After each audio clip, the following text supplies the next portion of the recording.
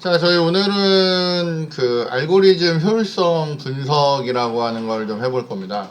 커다랗게 이렇게 5개의 내용으로 이제 나눠지는데, 뭐 내용 자체는 그렇게 어렵지 않아요. 그래서 저희가 간단하게, 그리고 몇 개는 이제 프로그램 이제 간단하게 해보면서 좀 이해를 좀 해보도록 하겠습니다.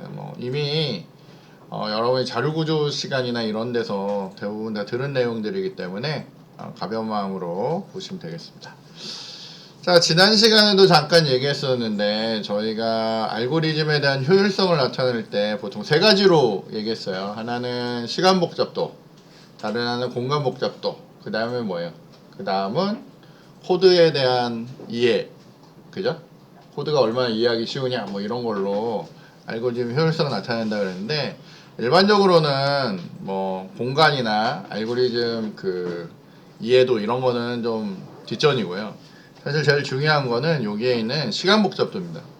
그래서 얼마나 빨리 수행되는지 이게 저희의 최대의 관심사예요. 그래서 저희가 이제 내용 진행할 때도 계속 얘가 얼마나 빨리 진행되지, 그 다음에 그거를 어떻게 표현할까, 요거를 그 핵심으로 이제 생각한다라고 보시면 되겠습니다. 자, 공간 복잡도는 옛날에는 나름 되게 중요한 그 관점이었는데 요즘은 워낙에 메모리 공간이 많기 때문에 크게 신경 안 써요. 하지만 이제 완전히 이제 극한의 인베디드 환경으로 간다. 그러면 이제 신경 써야죠. 그죠? 근데 요즘은 인베디드도 이제 메모리가 많아지기 때문에 이제 뭐 큰 문제는 아닌 경우가 많아요. 그래서 저희는 시간 복잡도 위주로 본다라고 보시면 되겠습니다. 자, 여기 보듯이 알고리즘이 문제를 얼마나 효율적으로 해결할 수 있는지를 확인하기 위해서 알고리즘에 대한 효율성을 분석하려고 해요. 그래서 그 분석하는 방법에 대해서 저희가 좀 보려고 합니다. 자, 첫 번째 파트는 알고리즘 분석 체계라고 되어 있는데 알고리즘 분석할 때 여러 가지를 고려를 해요. 뭐 입력의 크기라든지 실행 시간이 얼마나 되는지라든지, 그 다음에 증가 차수가 어떻게 되는지 이런 것들을 많이 봅니다. 자, 입력의 크기로는 뭐 배열이 얼마나 기냐, 뭐 그 다음에 연결 목록의 길이는 어떻게 되냐, 뭐 행렬에서 행과 열의 크기는 어떻게 되냐, 뭐 그래프에서 정점과 간선이 어떻게 되냐, 뭐 이런 것들을 저희가 이제 다 고려를 하는 거예요. 이게 저희의 입력으로 이제 들어오기 때문에 이런 것들을 이제 고려를 합니다. 자, 일반적으로 데이터가 10개 있는 거 하고요, 데이터가 1억 개 있는 거 하고 정렬을 한다. 그럼 당연히 뭐가 빨라요? 당연히 10개가 빠르겠죠. 그죠? 일단 개수가 많을수록 시간이 기본적으로 많이 걸릴 거예요. 물론 이 많은 애를 어떻게 하느냐에 따라서 시간이 반으로 줄 수도 있고요. 이게 2배만큼 늘어날 수도 있고 한 4배만큼도 늘어날 수 있고 뭐 그런 상황이라고 보시면 돼요. 자, 어쨌건 근데 만약에 크기가 크면 클수록 시간을 줄일 수 있는 가능성은 많아요. 이게 만약에 개수가 몇 개 없는데 여기에 내가 아무리 좋은 정렬 기법을 써봐야 이렇게 하나 저렇게 하나 비슷비슷합니다. 근데 한 데이터가 1억 개나 10억 개쯤 되면 내가 어떤 정렬 방법을 쓰느냐에 따라서 시간을 확 줄일 수 있어요. 그렇기 때문에 저희는 입력 크기가 되게 중요한 우리의 이슈예요. 자, 길찾기 같은 경우도 여러분들이 이제 보는데, 길찾기는 보통 정점들, 나중에 저희가 그래프 할 때 할 건데 정점하고 간선의 수로 이제 뭔가 입력을 할 건데, 자, 여러분들이 그래프를 메모리에 넣고 싶어요. 여러분은 어떻게 넣죠? 이거 어떻게 넣으면 저기 들어갈 것 같아요? 한번 우리 여러분들 다른 과목에서 배운 적 있어요, 이거 어떻게 넣어야 저거를 우리의 메모리에 집어넣을 수 있을까요? 라고 하면 어떻게 해야 돼요? 저 보통 뭐로 표현하면 제일 좋을 것 같아요? 그래프를 내가 프로그램을 하고 싶어요. 그럼 뭐로 만들어야 돼요? 뭐로? 네? 네, 맞아요. 배열로 만드는 거예요. 배열이 장땡이에요. 자, 배열도 종류가 되게 많아요. 뭐가 있냐면, 그러니까 보통 행렬이라고 표현을 하는데 인접 행렬이 있고요. 간선과 관련된 뭐 뭐 그런 행렬도 있고요. 뭐 그 다음에 뭐 굉장히 행렬의 수가 많습니다. 자, 예를 들면 제일 간단한 방법은 얘가 1, 2, 3, 4, 5예요. A, B, C, D, A, B, C, D, E 라고 해서 이렇게 나타내는 거죠. 저희가 간단하게 하면 이제 A, B, C, D, E 이쪽에도 어떻게 해요? A, B, C, D 이거 뭐 지금 크게 중요치는 않은데 그냥 한 번만 보자고요. 자, 요게 A고 요게 B예요. 그러면 A하고 B 사이에 선이 있잖아요. 이거 보통 이 둘 사이에 선이 연결되어 있으면 인접했다라고 하거든요. 인접이라고 하는데 A하고 B 사이에 선이 있는 거예요. 이게. 이렇게 표현하는 거예요. 그럼 당연히 B하고 A 사이에도 선이 이렇게 있겠죠. 그 다음에 요게 B고 요게 C면 B하고 C 사이에 선이 있단 말이에요. B하고 C 사이에 선이 있으면 요게 1이 되는 거고요. 그럼 C하고 B 사이에 여기도 1이 이렇게 있는 거예요. 맞나요? 아, 이제 여기가 아니구나. 여기구나. 그죠? 그러니까 이런 식으로 돼요. 근데 잘 생각해 보면 저희가 방향이 없는 이런 그래프들은 항상 뭐예요? 이렇게 대칭의 관계를 가져요. 당연하겠죠? 그죠? 그런 특징이 있어요. 만약에 이게 방향이 있어요. A에서 B로만 가면 A에서 B로만 가는 얘만 1이고 얘는 어떻게 해요? 제로가 돼서 표현을 하는 거예요. 그러면 저게 1이냐 0이냐만 보면 여러분은 뭘 할 수가 있어요? 저 그래프를 그대로 재현을 할 수가 있어요. 맞아요? 네, 맞아요. 맞아요. 그 다음에 여기서 여기로 가는 길이 있냐는 여기서 여기로 가는 애가 이렇게 이건 보통 1로 나타내기도 하고요. T로 나타내기도 하는데 그건 이제 방법에 따라 달라요. 근데 길이를 생각할 때는 요거를 어떻게 하냐면 뭐 길이의 개수라든지 길이라고 하는 걸로 표현할 때는 숫자로 표현해요. 그럼 나중에 행렬하고 행렬을 어떻게 해요? 얘네들 이렇게 계산을 하면 뭘 하냐면 저 길이가 계속 나와요. 누적이 되는 길이가 이제 나와요. 그래서 저희가 흔히 얘기하는 도착 행렬이라는 것도 나중에 만들고 그런 일들을 다 할 수 있습니다. 그래서 실제로 얘를 여러분들이 나중에 그래프를 만들 때 이렇게 링크드 리스트로 만들어 가지고 링크드 리스트로 이렇게 만들면 좋은데 문제는 얘는 링크가 몇 개요? 하나, 둘, 셋, 네 개씩 되어 있잖아요. 그럼 이 공간이 네 개나 있어야 된다는 거예요. 어떤 애는 두 개인데 어떤 애는 네 개고 어떤 애는 세 개고 막 이러니까 뭔가 만들기가 쉽지 않죠. 그러니까 이제 링크드 리스트로 하기에는 불편하니까 이걸 어떻게 해요? 매트릭스라고 하는 행렬로 이제 만들어서 저희 나중에 다 처리를 합니다. 그렇게 해서 이제 그런 것들을 이제 처리하는 거예요. 근데 어떤 행렬은 얘가 이제 우리 했듯이 A, B, C, D, E라고 하는 정점을 나타내고요. 한쪽에선 요 선을 A라고 표현하고 요거를 B라고 표현해서 여기를 A, B, C 이렇게 하면 요 A하고 B 사이에 선이 있느냐? 요런 식으로 이제 체크를 할 수도 있어요. 그 다음에 어떻게 해요? B하고 A 사이에 이 B하고 A 사이에 선이 있느냐? 지금 잘못 껐네요. 그쵸? A하고 B 사이에 여기에 선이 있는 거죠. 그 다음에 요거하고 요거 사이에 선이 있는 거죠. 그러니까 이런 식으로 해서 뭘 해요? 간선하고 정점의 관계를 그래프로 나타내기도 해요. 어쨌건 우리가 하고 싶은 일은 뭐냐면 그걸 보면 요게 재현이 되면 돼요. 그렇게 해서 저희가 나중에 그래프 다룰 땐 그런 걸 해요. 자, 그 다음에 저희는 중요한 게 뭐냐면 입력의 크기도 많이 따르지만 뭐예요? 실행시간이 얼마나 되는지도 측정을 해요.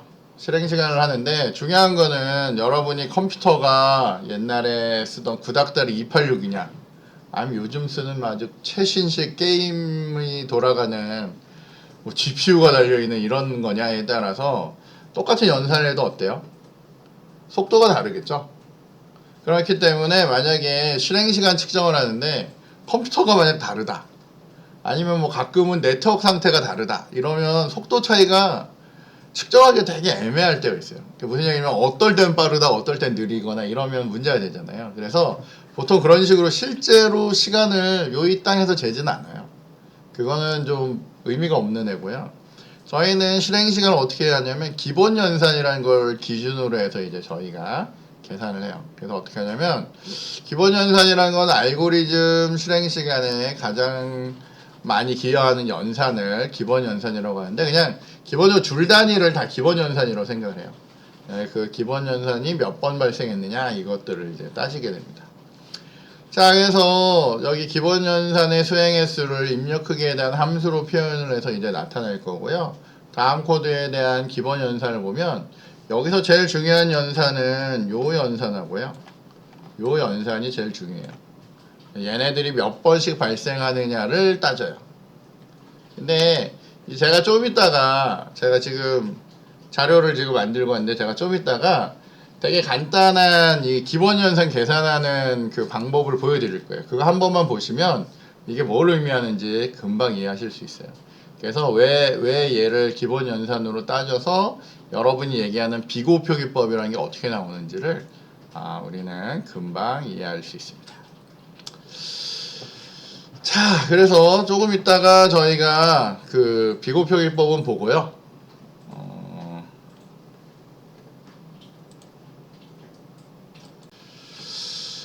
자, 저희가 기본 연산을 좀 설명을 드리면 요거 한 줄 한 줄을 기본 연산으로 치는 거예요. 그래서 요걸 1, 요 폼은 돌아가는 얘가 1, 그 다음에 얘가 1, 그 다음에 얘가 1 이렇게 되는 거예요. 이게 길건 짧건 이건 중요치 않고요. 제가 한 문장을 1로 치는 겁니다. 자, 근데 잘 생각해보면 얘는 한 번 돌아가겠죠. 얘는 프로그램 돌면서, 그죠? 한 번 돌아갈 거고, 얘는 몇 번 돌겠어요? 얘 몇 번 나올 거야. 일단 이거 한 번 하고 요거 한 번 하고 요게 들어가면 얘 한 번 하고 요게 들어가서 얘 한 번 이렇게 나타나겠죠? 그리고 다시 올라가면 얘는 몇 번 나와요? 얘는 두 번째 나오고 그 다음에 얘가 두 번째 찍을 거고, 세 번, 세 번, 네 번, 네 번 해서 10번 돌고 다시 올라가서 얘가 두 번 나오고 다시 10번, 10번, 10번 돌고 막 이렇게 돌 거 아니에요. 그죠? 잘 생각해보면 여기에서 얘 기본 연산의 횟수를 관리하는 애는 누구냐면, 여기 제일 중요한 애는 여기에 있는 포문에 있어서의 요 범위예요. 요게 몇 번 발생하느냐예요. 몇 번 발생하느냐. 예를 들면 요게 만약 n이었다고 치면, 임의의 n이라고 치면 요 맨 아래에 있는 문장은 몇 번 발생해요? n번 발생하면서 그런 애가 n번 발생해요. 그죠? 맞아요? 그래서 결국 얘는 몇 번 발생하냐면 n의 2승만큼 발생해요. 자, 어쨌건 얘를 잘 보면 얘는 n의 2승만큼 발생할 거고요. 그죠? 그 다음에 얘는 몇 번 발생하겠어요? 얘는 어쨌건 n번만큼 발생할 거고요. 얘는 한 번 발생하겠죠? 그래서 우리가 이걸 나중에 표현할 때 이렇게 표현을 하게 될 거란 말이에요. 맞아요? 그러니까 이런 식으로 표현을 할 수 있을 거란 말이에요. 그러니까 우리가 어떤 애가 몇 번 돌아가 라고 하는 걸 늘 생각하면 그렇게 판단을 할 수가 있어요. 그래서 그런 식으로 뭘 생각하냐면 여기에 있는 문장이 몇 번 돌아갈까? 요것들을 계산하는 게 뭐냐면 기본 연산이라고 하는 거예요. 그러니까 문장 한 줄 한 줄을 기본 연산이라고 한 다음에 그게 몇 번 돌아가냐를 세는 거를 저희가 그 시간 복잡도라고 이제 얘기를 합니다. 자, 그래서 저희가 이제 실행 시간이라고 하는 거는 입력 크기가 작으면 거의 차이가 없지만 만약에 이게 커지면 커질수록 어떠냐면 차이가 되게 많아집니다. 여기 보면 로그 함수로 되는 경우라면 보통 n값이 4배 증가할 때는 이만큼 증가해요. 그러니까 증가가 굉장히 작아지는 거고요. 그러니까 로그가 쓰이면 진짜 땡큐입니다. 속도를 확 줄일 수 있는 거고요. 일반적으로 선형은 n이 나타나면 n값에 비례해서 이게 10개면 10번 돌아가는 거고 100이면 100번 돌아가는 거예요. 자, 근데 만약 2차 선형 함수가 나온다 그러면 n의 2승이 되기 때문에 얘는 4배 증가할 때 16배씩 증가하는 이제 막 그런 일이 발생하는 거고요. 지수 함수가 쓰였다. 2의 n승이 됐다. 그럼 이건 4배 증가할 때 4제곱씩 이제 증가하는 그런 일이 이제 발생하는 거예요. 2의 뭐 4승 뭐 이런 식으로 이제 증가를 하겠죠. 그렇기 때문에 여기 보면 시간 복잡도라는 거를 저희가 이제 계산을 해낼 때 얘가 어떤 형태를 띠고 있는지가 되게 중요합니다. 그래서 여기 이제 시간 복잡도라고 하는 걸 이제 본격적으로 한번 계산해 볼 거예요. 자, 아까 얘기했듯이 알고리즘의 기본 연산에 대한 수행 횟수의 크기를 함수로 이제 표현하고 있는 거를 저희가 시간 복잡도라고 할 거예요. 자, 그래서 얘는 입력 크기뿐만이 아니라 특정 입력 값에도 이제 좌우가 되는데, 입력 크기라고 하는 애가 보통 아주 커다랗게 영향을 줍니다. 자, 일반적으로 저희가 고려하는 거는 최악의 경우이거나 최선의 경우이거나 평균의 경우를 저희가 보통 따지는데, 요 그림을 보면 딱 좋아요. 자, 최악의 경우는 내가 뭔가를 찾는데 얘가 뭐 뒤죽박죽으로 막 있다 보니까, 저기 보시면 가정이 뭐냐면 배열에서 1부터 n 사이의 정수들이 중복 없이 막 저장이 돼 있어요. 순서는 없이 그냥 막 되어 있는데, 내가 특정한 애를 찾고 싶어요. 특정한 애를 찾는데 일반적으로 최선의 경우는 하자마자 찾는 거고요. 만약에 최악의 경우는 맨 끝에 가서 찾거나 못 찾거나 그런 경우란 말이에요. 그죠? 자, 그래서 최악의 경우는 여기 맨 뒤에 가서 몇 번 비교하는 거예요. 이게 n개면 n번 비교하는 거죠. 시작이 0, 인덱스가 0이었기 때문에 n-1은 n번 비교한 거예요. 그래서 n번 비교한 후에 찾는 거예요. 그러면 길이가 n이면 얘는 몇 번 수행하는 거예요? 이건 n번 수행하는 거예요. 자, 최선의 경우는 얘가 아무리 100개건 1000개건 있더라도 첫 번째 딱 찾으면 얘는 어때요? 얘는 몇 번 비교하는 거예요? 한 번만 비교하면 되는 경우가 뭐예요? 최선의 경우예요. 자, 근데 일반적으로 우리가 알고리즘이라고 얘기하면 최악의 경우이거나 최선의 경우가 아니라 보통 뭐예요? 이놈의 평균을 구하는 거예요. 그래서 여기 보듯이 어떻게 해요? 얘가 일반적으로는 처음 혹은 맨 끝이 아니라 그 중간쯤, 반쯤에 되면 어때? 우리가 얘기하는 평균 비교 횟수를 가져서 요쯤에서 보통 데이터를 찾게 돼요. 이 정도면 성능이 괜찮은 거고요. 이쪽으로 가면 안 좋은 거고 이쪽으로 가면 좋은 거죠. 자, 근데 그거를 우리는 가능한 한 어떻게 해요? 빠르게 하고 싶은 게 우리의 목적이잖아요. 자, 근데 알고리즘이라는 걸 표현할 때 어떤 사람은 최악의 경우를 알고리즘의 기준으로 삼고요. 어떤 사람은 최선의 경우를 알고리즘의 기준으로 삼고, 대부분의 경우는 뭐예요? 평균을 기본으로 삼아요. 자, 그런데 저희가 일반적으로는 실제로 돌려보고 이렇게 하는 게 아니라 저희가 갖고 있는 데이터를 가지고 얘가 얼마나 걸릴지를 이제 고민을 하게 됩니다. 자, 그래서 저희는 보통 이렇게 실제로 돌리면서 하기보다는 어떻게 해요? 이론적으로 이제 따져봐야 되죠. 그죠? 이론적으로 이제 따지는 겁니다. 이론적으로 따지기 위해서는 저희는 여기는 점근적 표기라고 하는 방식을 이제 사용하게 될 거예요.